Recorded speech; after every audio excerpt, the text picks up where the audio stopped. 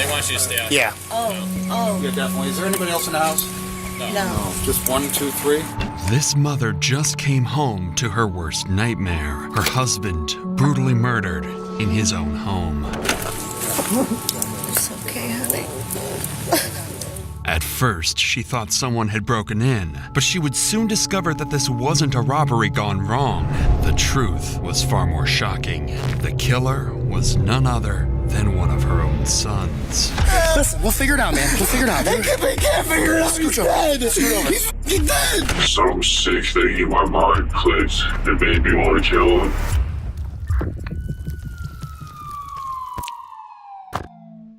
On the night of November 21st, 2023, Theodore Gulia was working at his desk in his home when he was suddenly struck from behind with a baseball bat. A powerful blow to the head sent Theodore to the floor, severely injured and disoriented. As Theodore lay defenseless, the attacker continued to strike him repeatedly in the head. In a final act of brutality, the assailant stabbed Theodore multiple times in the throat, leaving him to succumb to his horrific injuries. The following morning, police received a frantic call from Theodore's wife, who had just discovered her husband's lifeless body. Officers rushed to the scene, unaware of the horror awaiting them. Come here. Let me see your hands. Come here. What's going on? Get on the ground. Dad is dead. Get on the ground. Both of you on the ground. On the ground. I don't have a weapon. I don't have a gun tail in my phone. Hands behind your back. Keep them there. Don't move them. Hands behind both of you. Hands behind your back. You got him? I got him. Keep your hands right there. Don't move them. All right. You got him? Yeah. Come on. Keep your hands right. What happened? My mom called me. I'm at work saying my dad is dead. There's nothing on the wall. He fucking gives me the room. I can't even go look. I got him secured over here. Where's he at? In the home, Theodore lay lifeless in a pool of his own blood, his face and body brutally deformed. Blood splattered in the hallways and floor, painting a scene of unmistakable violence. From the moment they stepped inside, officers knew this was a ruthless homicide. Hey, RJ. I'm just going to advise you of your rights because I still don't know what happened. Ben didn't do anything, man. Ben didn't do anything. He thinks that I murdered my dad, and he wasn't attacking me. But I did not. I did not murder my dad. Police have yet to determine if anyone in the family is involved, but RJ repeatedly insists he didn't kill his father. A denial that, in itself, raises suspicion, and officers immediately picked up on this. What happened? Okay, so I heard scuffling in the middle of the night. I usually smoke cigarettes in the garage. Okay. I listen to music at a certain volume. Long story short, I found my dad when my mom comes home. Okay. Who moved the body? Because the body's clearly been moved. Was that you? I didn't move it. My mom. My mom may have went up there. Your mom is not moving that body. I'm saying. Oh, are you saying? Who called Who was here last night in the house? Just you and your dad? Yeah, and I think someone broke in and murdered him. Something about RJ's story isn't adding up, and officers can feel it. He's not telling the whole truth. His account is riddled with inconsistencies, and his demeanor is far too calm, especially compared to his brother Ben, who is inconsolable. So you just coming from work? Yes. Okay. I'm sorry for the inconvenience, but there's been history. No, you're fine. I'm standing there. It makes sense. Okay. You want to? Can I go inside? I'm getting cold. We'll get there, okay? Just you want to lean against the car? You want to? No. He called me last night at 12. Who did? My dad. Okay. Did you speak to him? I couldn't answer it. I was asleep. I just called me this morning. Yeah. Last time I talked to him, we were getting ready for Thanksgiving. He was at my house and we were getting ready for Thanksgiving. I'm really sorry for your loss, man. We have my condolences. It's like, I don't want this to be real. I know. Trust me. I wish it wasn't. Was your mom here last night, or was it just him, just him and your dad? Yes. Okay. Oh. Oh.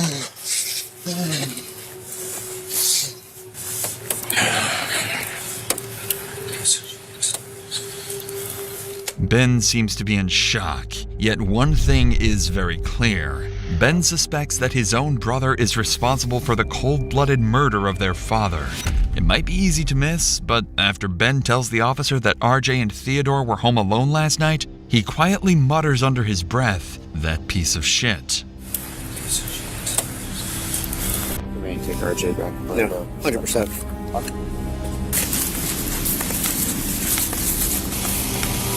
Step a little more. 115. Stand by a second. Let's see.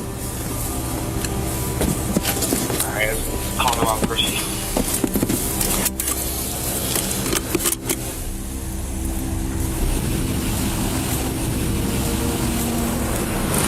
Guess what we got?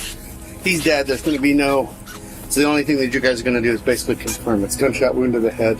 Pretty suspicious, pretty shady. What's going on? So we probably only needed the squad. The engine probably clear, and then but I'm gonna wait for the detectives to go up first Because we can't just disturb the crime scene. Well, there's already been disturbed. Someone moved the body. Is it obvious that he's dead? Yeah, 100%. We know that. Yeah, he's been sitting there for a while. So Oh, wait, radio. Okay. not yet. Okay, Good. He's clearly dead. Body's clearly been moved. Whatever happened in the fucking hallway. Body's in the bedroom. Mom says she found the body. RJ's in custody right there. Son and mom both say RJ was here with him alone. RJ claims, I briefly Mirandized him. I just said what happened. He says there was a scuffle last night. He thinks someone broke in the house and murdered his father. So, All right. that's where we're at. As some investigators work to process the scene and gather evidence, other officers continue piecing together a timeline based on each family member's account. And during this process, police would soon discover a critical piece of evidence that would immediately raise serious doubts about one of the sons' versions of events. But before we continue, it's worth noting that tragedies like these could affect any of us. Take Yvette Torres. She was walking home from work in Philadelphia when a truck struck her without warning. Morgan & Morgan fought for her in court and won her nearly $12 million. If you're seriously hurt, your injury could be worth millions. With over 1,000 attorneys, Morgan & Morgan will fight to give you the best results if you become their client. And unless you win, they do it all for free. In just the past few months, Morgan & Morgan has helped hundreds of people. One car crash victim in Florida won a verdict worth $12 million, and another in Philadelphia $26 million. That was 40 times more than their insurance offered. So if you ever got seriously injured, your case could be worth millions. And it takes only a few minutes to see if you have a case. You can start your claim with Morgan & Morgan by visiting www.forthepeople.com/insanity found in the description, or by scanning the QR code on the screen from your phone's camera. With that said, let's get back to the investigation. Officers were about to piece together a timeline for each son, hoping to finally reveal who's telling the truth and who's been lying all along. I just got a quick timeline from her. Okay. She went to her daughter Claire's yesterday in the morning. Stayed with her daughter all yesterday. Stayed at her daughter's last night. Came home at 10 o'clock this morning. I said, "Why'd you come home?" Well, RJ called me, said he needed cigarettes. Yeah. I said, "Did he say anything happened?" No. So I said, "Okay, so how did you find out when you got here?" She's like, "Well, I first came here, went to my back bedroom, and then I went upstairs, and that's what I found." Yeah. I said, "Okay." And RJ, when you got here, RJ never said anything to you about what happened upstairs. You know, I briefly talked to RJ. He said somebody broke in the house and murdered my dad. He clearly, I don't know where the gun is. It's upstairs. I don't think that's it. It might be. And I guess I didn't when touch it either. she called this son Yeah, I don't after think she found him. I don't think he's related. No, after she found him, that's when she called him, the younger son. As far as my understanding goes, whenever anything happened, it was just RJ and his dad. Yeah, They were both. well, that's the same thing I've gotten from. Who's it? That's the other brother. Right. Yeah. Yeah, so the same thing is that Okay. RJ and his dad were home alone all night. Based on everything they've gathered, officers decide to take Annie, Ben, and RJ in for questioning. It's clear that RJ is the most suspicious out of the group and, as such, their primary suspect. But in order to fully cover all possible angles, it's crucial to get a formal interview with everyone who could have been involved. We're gonna take him out of the car. He'll go for a second. Yeah. Okay. Let's go. We're going this way. Come on. Yeah, me too. We all gotta go. All of us. Let's go. You're gonna follow me. Okay. Let's go. We're gonna go to this car right here, okay? What's gonna happen is everyone's gonna go back to the station. Okay. I mean, obviously, we're gonna talk to all of you, get statements from everybody. Have a seat. Officers don't suspect Annie or Ben have any involvement, but their suspicion of RJ is only growing. In fact, many of them are already familiar with RJ, as this isn't the first time law enforcement has been called to the Gulia residence due to an ongoing dispute between father and son. RJ has a known history of violence, and officers can't shake the feeling that something darker is at play. One officer in particular recalls an unsettling conversation he had with Theodore during a previous visit, one that still sends chills down his spine. Before, when he saw me, piece of shit, don't like you, loser, all this shit. Now he's like Completely different person. Right. I just think that means something here.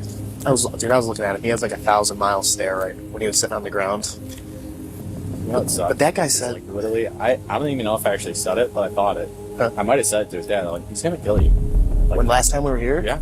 Because I talked to him after everyone else left. Oh, 2 minutes. This is God damn. And I know we've been here. We were here 2 weeks ago. RJ. Yeah. He was threatening to stab us, so I was like, yeah, I'm not that. No. I'm not running past him. No way. Yeah. What do you do with him? I know RJ's going back to booking for sure. Okay. Just we're gonna hold him for invest. So we figure absolutely call it this homicide or side. Right. Which I would heavily lean towards homicide, but The way he was 2 weeks ago. Absolutely. 2 weeks earlier, officers had been called to the same house after reports claiming that RJ was acting aggressively and making threats towards his family. This incident further strengthened the officers' suspicion that RJ was the one responsible for Theodore's death. With this in mind, officers arrested RJ on suspicion of murder and brought him into the Solon police station for questioning. Their goal was clear: confront him, push for a confession, and uncover what might have driven him to murder his father. And what RJ would go on to reveal in that interview would become one of the most disturbing things the investigators had ever heard. Hey, Robert. So, just like last time, since the new day, I'm gonna read you your rights again. I just need to check the signature there. Want to come clean, man. All right, well, 100% come clean with you. I'm the man. Yeah. I'm not going to look for any kind of excuse or blame game to put on my dad. This is bad enough. I get it. I'm going to disgrace him. He's dead. I'm not going to put him down any more than that. Okay. First of all, what I did makes me sick inside. I'll never forget. I don't know. I don't know why. I don't know how. There wasn't much motive other than just being angry. He was sitting down, and I was gonna hit him from behind because I didn't want to go too far. I just wanted it to end fast. And I decided in my mind I was gonna do it. I hit him a couple times in the arm, and it broke his arm. It hurt his arm. I didn't want him to just stagger off and call the police, and it was more of the same. I said, you know what, I'm just gonna do this. And I started swinging the bat, and I knocked him to the ground. And right there where all that blood was, I hit him and knocked him cold. And I just tried to kill him from that point. He was struggling. I took a knife and just tried to stroke because I didn't want him to feel any more pain. And I had gone too far. And I don't know how I didn't take my life seeing my dad like that. For no freaking reason, man. I didn't have much motive or plan. And I wasn't even that angry. It's just, I don't know, like I was possessed. He was literally sitting down and I started to strike him. Sitting down where, though? At his desk. He sat there a lot of the time. And I went up to him behind and I started hitting him. And he said, I love you, man. And it was his arm was all smashed up. It was too much. So I said, you know what, I'll just finish it, get it over with. I'm not gonna let him suffer like that and get called, call the police. And Strikes continue, then it ends here. Is that correct? I knock him out cold, Right. and I never killed anybody in my life. So I had no idea how hard it was to actually kill him. Okay. And I, like I said, I grabbed a knife from his desk, stabbed him in the throat. Okay. And Trying to have blood. okay, and that was done out here. Let's see. I don't think you know how much this feels like the right thing to do. Man. It is the right thing to do. I love my dad the most. I tried the hardest to get along with him. He's a hard guy to get along with. I cared about him the most out of everybody. I just want you to know that. I believe Play that. guitar. He loved playing guitar. I believe that, RJ. I don't doubt that one bit. But that's what happened. I didn't do anything weird. I didn't take it too far. I just wanted it to end. You know, we can't go back in time. The best we can do is go forward and make the best out of from there on what you can control. You can't control what has been done. It's done. Let's move past it. Let's make better choices. Let's do the right thing from here moving forward. And that speaks to you and it speaks to your character, and I appreciate that. Just want to shake your hand and say thank you for giving me the opportunity to come clean. I know it's your Thanksgiving and everything. This means a lot to me that you did that, because what you said is 100% true. That there's no passing. So the truth comes out. Thank you. Appreciate that. It is deeply disturbing how a son who claimed to love his father the most ultimately became his killer. But at the very least, RJ chose to come clean, confessing his actions and showing remorse for what he had done. RJ later pled guilty to involuntary manslaughter, felonious assault, and offenses against a human corpse. He was sentenced to a maximum of 25.5 years at the Lorain Correctional Institute, where he currently resides.